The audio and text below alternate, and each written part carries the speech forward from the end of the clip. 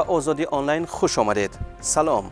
خودکشی یک کارمند بخش امنیتی فرودگاه دوشنبه که نزدیکانش آن را به پرداخت نشدن معاش چند ماهه ربط دادند ولی مسئولان اداره رد کردند، موضوع پرداخت ماهانه کارگران را در تاجیکستان داغ کرد.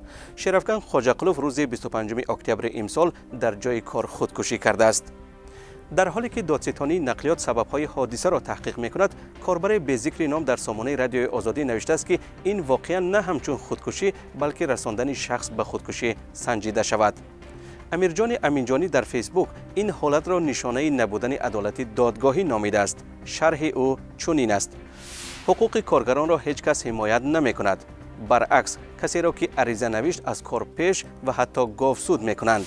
چندی از کاربران خودکشی را راه حل ندانستند، اما ایده آن را اعتراض یک کارگر از دریافت نشدن ماهانه اش گفتند. خانواده شرفکن خواجهقلوف میگویند که او در منزل اجاره میزیست و از صاحب خانه قرضدار بود. یک منبع در دادستانی نقلیات هم گفت او از شخصان دیگر نیز قرض داشت. مسئولان فرودگاه بین المللی دوشنبه میگویند معاش او را پوره پرداخته بودند.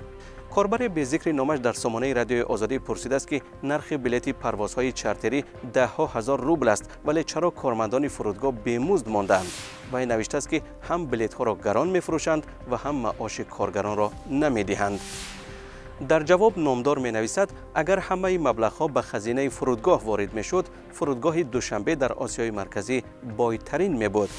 به باور او افسوس آن 40 یا 70 هزار روبل به غار بیتگ می‌رود. یگان نهاد دولتی نمی‌پرسد که این مبلغ جمع شده از رئیس‌های چارتری کجا شد. گروهی از کاربران در سامانه رادیوی آزادی نوشتند که مشکل نگرفتن معاش تنها در فرودگاه نیست، عین مشکل را در ساحه‌های دیگر نیز دارند. کاربر بینامش نوشته است چند سال شد که معاش نگرفتیم، تا پرزیدنت نوشتیم یگان جواب نگرفتیم، اگر خودکشی میکردیم 1000 آدم میمرد.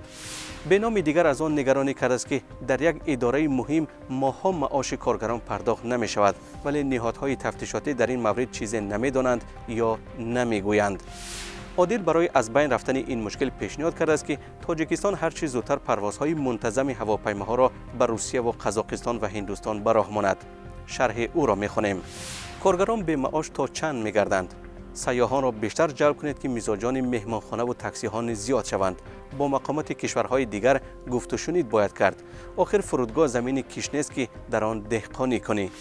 مقامات تاجیکستان هم بعد از 2 روز قضیه شرفکن خواجهقلوف اعلام کردند که حالتهای سری وقت پرداخت نگردیدن مزد مهنتی کارمندان تشکیلات علاهیده مشاهده کرده می شود و این تشویش آور است. و همچنین با شرکت وزیر مهنت و مهاجرت جلسه نخستین ستاد کار در مورد پیشگیری و برطرف کردن قرضداری مزد مهنت در جمهوری برگزار گردید.